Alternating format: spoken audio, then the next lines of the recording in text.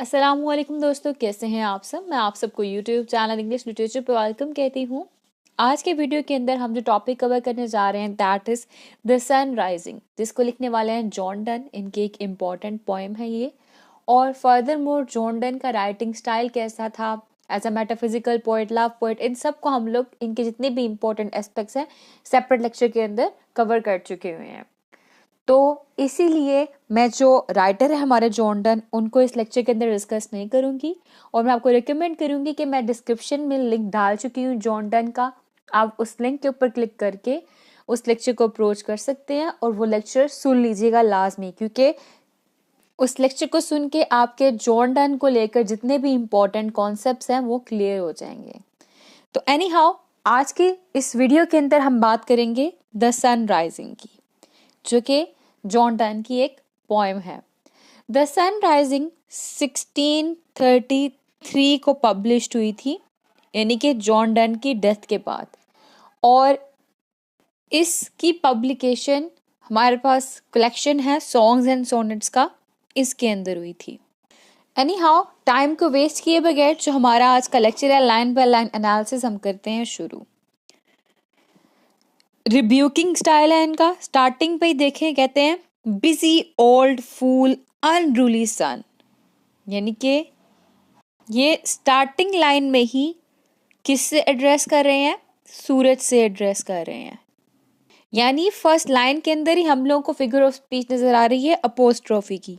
Apostrophe क्या होता है? कोई भी पर्सन, कोई भी चीज जो या तो रियलिटी में प्रेजेंट ना हो या फिर वो रिस्पॉन्स ना दे, उससे डायरेक्टली एड्रेस करना, that is known as apostrophe. तो वो कहते हैं जी busy old fool unruly sun, के a busy old fool rude सूरज sun, why dost thou thus, कि तुम ये क्यों कर रहे हो, why do you do this, through windows and through curtains call on us, कि तुम सूरज को कह रहे हैं कि तुम क्यों हमारे घर के अंदर खिड़की से, हमारे कमरे में पर्दों से हम लोगों की तरफ पढ़ रहे हो, क्यों तुम हमें झांक रहे हो, क्यों तुम हमें कॉल ऑन अस, हमें बुला रहे हो। यानी कि जो हमारे पोएट हैं जॉन डन, वो और उनकी beloved, they both are in the room, कमरे के अंदर है। अब सूरज निकल आया। जब सूरज निकला तो सूरज की जो रोशनी है वो खिड़की और पर्दों के जरिए इनके कमरे में जा रही है। तो ये कह रहे हैं कि तुम ऐसा क्यों कर रहे हो, ओल्ड फूल अनरूली सन, रूड सूरज, तुम क्यों हमारे कमरे के अंदर झांक रहे हो, तुम क्यों हम लोगों को बुला रहे हो, जगा रहे हो। कॉल ऑन अस मतलब होता है कि सोए हुए इंसान को जगाना। क्यों जगाना? ताकि वो अपने बिस्तर को छोड़े और जो उसकी बिजी रूटीन होती है डेली की, वो वाली रूटीन की तरफ वापस है, काम शुरू करे। फिर है must to the emotions lovers seasons run, यानी कि जो लवर्स हैं, जो मोहब्बत करने वाले लोग हैं, वो तुम्हारे मुताबिक क्यों चले, तुम्हारे मुताबिक तुम्हारे टाइम टेबल को क्यों फॉलो करें। पोइट जो है ना, वो यहाँ पे क्वेश्चनिंग कर करके रिटोरिक क्वेश्चन की फिगर ऑफ स्पीच को यूज कर रहे हैं। रिटोरिक क्वेश्चन क्या होता है कि क्वेश्चन कर करके एक ड्रामेटिकल इफेक्ट क्रिएट किया जाता है। और इस तरह से क्या होता है कि जो एक पर्सन है जो क्वेश्चन कर रहा है वो एक पॉइंट पे पहुंच जाता है।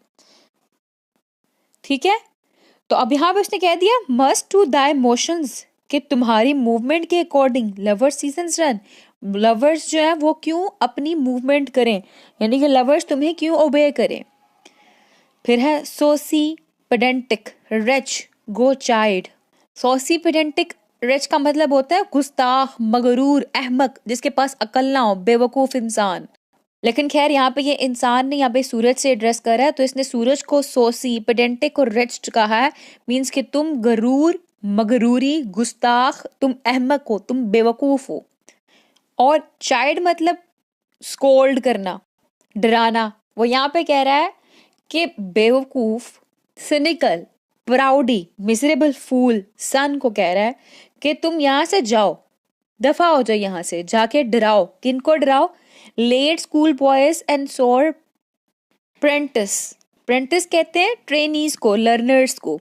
तो कहते तुम जाओ, जाके डराओ उन स्कूल बॉयज को जो कि स्कूल जाते हुए लेट हो चुके हुए हैं, लेट कमर्स टू स्कूल है वो, और उनको जो कि ट्रेनीज हैं, जो कि लर्नर्स हैं, यानी कि डिफरेंट प्रोफेशन से बिलोंग करने वाले लोग, जिनकी काम कब शुरू होता है, जिनका काम शुरू होता है सूरज निकलने के फौरन बाद, सनराइज के फौरन बाद, तो तुम जाके उनको डराओ, उनके ऊपर तुम अपनी रोशनी डालो, मुझे ना तंग करो।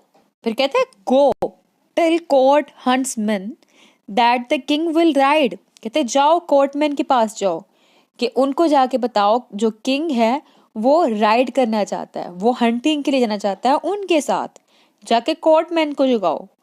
Call country ends to harvest offices. Country ends कहते हैं बेसिकली फार्मर्स को, कहते हैं जाओ तुम फार्मर्स को जगाओ, उनसे कहो कि अपनी हार्वेस्टिंग का तुम्हारा टाइम शुरू हो गया, अपनी फसलों को काटना शुरू करो, हार्वेस्टिंग शुरू करो अपनी, उनको जाके जगाओ। Love all alike, no season knows nor clime. बड़ी मजे की लाइन है, साथ लिंक करती हूँ लाइन को भी। Nor hours days months which are the rags of time.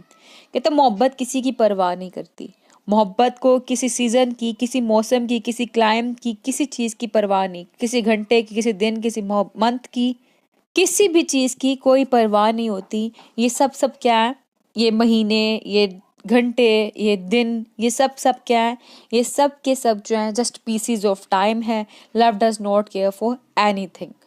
तो इस फर्स्ट स्टेंजा के अंदर ये पहली 3 लाइन यानी कि रन तक 4 लाइन सॉरी बहुत इंपॉर्टेंट है, और इसके अलावा इसके अंदर सोसी पेडेंटिक रिच ये भी लाइन इंपॉर्टेंट है, एंड देन लास्ट 2 लाइंस बहुत इंपॉर्टेंट है, पेपर में बहुत दफ़ा ये आ चुकी हुई हैं। और इन लाइंस के अंदर हम लोगों को मेटाफिजिकल पोएट के भी एलिमेंट्स नजर आए, यानी कि इसने बहुत ज़्यादा फिगर ऑफ स्पीच को यूज़ किया, एंड फर्दर मोर हम लोगों को इन लाइंस के अंदर जो जॉन डन है वो एज अ लव पोएट भी नजर आ रहे हैं। अब नेक्स्ट स्टैंजा 2 देखते हैं, उसमें कहता है जी the beam so reverend and strong why shouldst thou think. कहता है यहाँ पे कि तुम्हारी जो रेज है, बीम्स जो तुम्हारी रेज है ना, वो इतनी रेवरेंट एंड स्ट्रॉन्ग यानी कि रिस्पेक्टफुल और स्ट्रॉन्ग नहीं है जितना तुम सोचते हो। ये फिर सूरज से ही डायरेक्ट एड्रेस कर रहा है, उसको कह रहा है कि तुम इतने पावरफुल, तुम्हारी रेज इतनी रिस्पेक्टेबल नहीं जितना तुम सोचते हो, क्योंकि कहते हैं आई कुड इक्लिप्स, मैं बंद कर सकता हूँ, and could them with a wink, एक आंख, विंक आंख बंद करने से। कहते हैं मैं तुम्हारी जो ये रोशनी की शुआएं है ना एक झटके में बंद कर सकता हूँ। वो झटका कैसा, मैं अपनी आंखें बंद करूंगा, तुम्हारी शुआएं भी खत्म हो जाएंगी, तुम्हारी रेज भी खत्म हो जाएंगी। I could shade them out by winking my eyes, मैं अपनी आंखें बंद करूंगा, तुम्हारी रोशनी जो है वो खत्म हो जाएगी, नजर ही नहीं आएगी। फिर साथ ही कहता है but that I would not lose her site so long. कहता है लेकिन मैं ऐसा नहीं करूंगा कि मैं अपनी आंख जो है वो बंद कर दूं, ठीक है, क्योंकि अगर मैं अपनी आंख बंद कर दूंगा तो उससे क्या होगा, मैं अपनी बिलीवर्ड का इमेज नहीं देख पाऊंगा, और मैं अपनी बिलीवर्ड के इमेज को 1 मिनट के लिए भी खोना नहीं चाहता। But that I would not lose her site अपने बिलीवर्ड की बात कर रहा है, सो लॉन्ग कि मैं अपने लंबे अरसे के लिए अपने बिलीवर्ड की जो साइट है वो नहीं खोना चाहता, इसलिए मैं विंक यानी कि अपनी आंखें नहीं बंद करने वाला। फिर कहता है if her eyes have not blinded दाइन। कहता है अगर इसकी आंखों ने यानी कि इतनी खूबसूरत आंखें हैं मेरी बिलीवर्ड की, उसने तुम्हें अंधा ना कर दिया हो तो लुक, ठीक है, look and tomorrow late tell me. कहता है क्या करना कि तुम देखो किसको, पूरी दुनिया को, और कल आना फिर मुझे बताना। क्या बताना, whether both the Indies of spice and mine. Indies मतलब यहाँ पे बोथ जो ईस्ट इंडीज है और वेस्ट इंडीज उनकी बात की गई है, वो स्पाइसेस एंड गोल्ड की बेस पे फेमस है। तो कहता तुम जाओ, तुम जाके वेस्ट इंडीज को देख के आओ, ईस्ट इंडीज को देख के आओ, यानी कि पूरी दुनिया को देख के आओ, और मुझे बताना आकर कि वहां पे सारे स्पाइसेस एंड गोल्ड मौजूद है या यहाँ पे मेरे साथ पड़े हुए सारे स्पाइसेस एंड गोल्ड। मतलब ये अपनी बिलीवर्ड के लिए स्पाइसेस एंड गोल्ड माइन का जो है ना वर्ड यूज कर रहा है, अपनी बिलीवर्ड के लिए यहाँ पे इसने मेटाफर यूज किया है। कहता है बी वेयर दो लिफ्ट्स देम। कहता है जाओ जाकर तुम देख के आओ, और लाई हियर विद मी, और लाई हियर विद मी कि यहाँ मेरे साथ है। यानी ये सूरज को कह रहा है कि अगर तुम्हें मेरी बिलीवर्ड ने, उसकी आंखों ने अंधा ना कर दिया हो तो जाओ जाके तुम दुनिया का सफर करके आओ, तुम पूरी दुनिया को देख के आओ, तुम जाके वेस्ट इंडीज को और ईस्ट इंडीज को देख कर आओ, और बताना स्पाइसेस एंड माइन, सोना जो है जितना, चांदी जो है जितनी, जो सोने की कानें हैं, जो मसाले हैं, सारे वहां पे मौजूद हैं। बी वेयर दो लेफ्ट देम, जहां पे तुम उनको देख कर आए हो, और लाई हेयर विद मी, या यहाँ पे मेरे साथ मौजूद है। फिर कहता है ask for those Kings whom thou sawest yesterday, कहता है उन सब बादशाहों से पूछना जिनको तुमने कल देखा था, जो बड़े खुश थे। क्या अब क्या पूछना है? एंड दो shalt here all here in one bed ले, कहता तुमने एक सफर किया, चक्कर लगाया, बहुत से बादशाहों को देखा और उनके साथ खुशियों को देखा।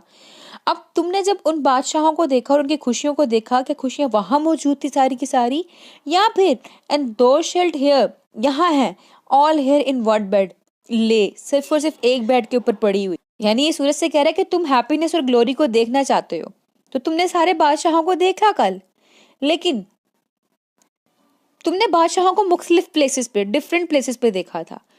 अब you can find all that happiness and glory here in one bed, कि तुम वो सारी हैप्पीनेस, वो सारी ग्लोरी जो है ना यहाँ पे सिर्फ एक बेड के ऊपर देख सकते हो। और वो कौन है? इसकी बिलवेड। इसके बाद नेक्स्ट स्टैंजा 3 है, वो कहता है she is all states and all princes I. अब यहाँ पे इसने अगेन मेटाफर यूज किया, शी इज ऑल स्टेट, अपनी बिलवेड को डायरेक्ट स्टेट का वर्ड यूज कर दिया गया है। और यहाँ पे कह रहा है कि मेरी बिलवेड इतनी ही प्रीशियस है जितनी कि पूरी दुनिया के अंदर स्टेट्स को इकट्ठा रख दिया जाए।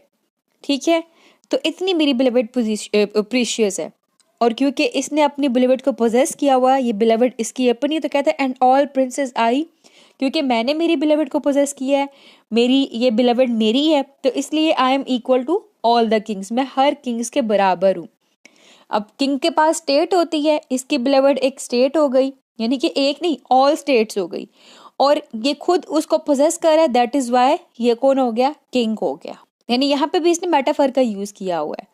Any how nothing else is, कहता है यहाँ पे हमारे जैसा कुछ भी नहीं है, there is nothing like us, हमारे जैसा कुछ भी नहीं है यहाँ पे। मेरी बिलवेड सारी स्टेट्स है, स्टेट्स की तरह प्रीशियस है, और मैंने उसको पोजेस किया, तो मैं जो सारे बादशाहों के बराबर हूँ, और हमारे तरह का यहाँ पे तुम्हें कुछ भी नहीं मिलने वाला।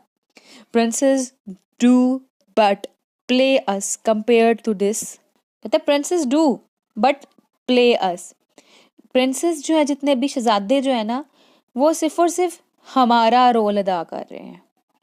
फिर है compared to this all honours mimic all wealth alchemy, कहता है जो वेल्थ, जो ऑनर हमारे पास है, अगर इससे कंपेयर किया जाए तो जितनी भी वेल्थ है वो सिर्फ और सिर्फ एक केमिकल है, और जितना भी ऑनर है वो जस्ट इमिटेशन है। यानी कि सारी वेल्थ, सारा ऑनर हमारे पास है। अगर हमारे वेल्थ को, यानी कि अपने बिलवेड और अपनी बात कर रहा है, कहता है हमारी वेल्थ को, हमारे ऑनर को दुनिया की वेल्थ और ऑनर के साथ कंपेयर किया जाए, तो दुनिया की जितनी भी वेल्थ है वो केमिकल है, और जितने भी ऑनर है वो जस्ट इमिटेशन है, देयर इज नो रियलिटी। यानी इसने बात को बड़ा बढ़ा चढ़ा कर किया हुआ है। जब बात को बढ़ा चढ़ा कर किया जाए तो उसके लिए भी एक फिगर ऑफ स्पीच है, उसका नाम है हाइपरबोली। इसको ओवर स्टेटमेंट भी कहते हैं, एग्जेजरेशन भी कहा जाता है। इसमें बात को बहुत ज्यादा बढ़ाया जाता है। जैसे मैंने फोन 2 दफा किसी को किया और मैंने तुम्हें 100 दफा फोन किया, तुमने मेरा फोन ही नहीं उठाया। ठीक है, वो 100 दफा फोन मैंने किया, बात को बढ़ा दिया, मैंने यहाँ पे हाइपरबोली का यूज किया। एनी हाउ, कहते हैं thou sun art half as happy as we, यहाँ पे फिर सूरज से एड्रेस कर रहा है, कहता है you sun are only half as lucky as we are, कि तुम हाफ लकी हो जैसे जितने के हम लकी हैं। क्यों? कहता है in that the world's contracted thus, यानी कि हमारे लिए ये कमरा ही पूरी दुनिया है। तो यहाँ पे वो कह रहा है कि सूरज तुम खुशकिस्मत हो, तुम लकी हो कि तुम इस कमरे के ऊपर चमके हो, क्योंकि अगर तुम पूरी दुनिया पर चमकना चाहते हो, निकलना चाहते हो, रोशनी करना चाहते हो, अपनी रेस फैलाना चाहते हो, तो तुम आकर हमारे इस कमरे पे ही अगर अपनी रेस फैला लो ना, तो that is enough for you, क्योंकि ये कमरा ही पूरी दुनिया के बराबर है हमारे लिए।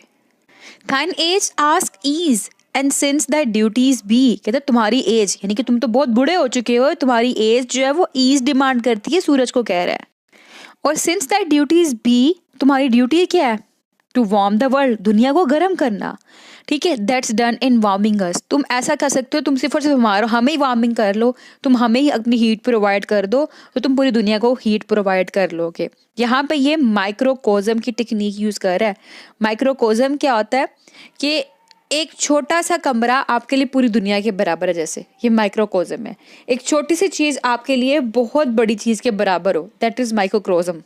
तो यहाँ पे यही कह रहा है उसको, आगे अगली लाइन में देखें, शाइन हेयर टू अस, तुम हम पे चमको, एंड दो आर्ट एवरीवेयर, तो इसका मतलब क्या है? तुम पूरी दुनिया में चमक रहे हो, तुम पूरी दुनिया के अंदर, एंटायर वर्ल्ड के अंदर अपनी शाइन कर रहे हो।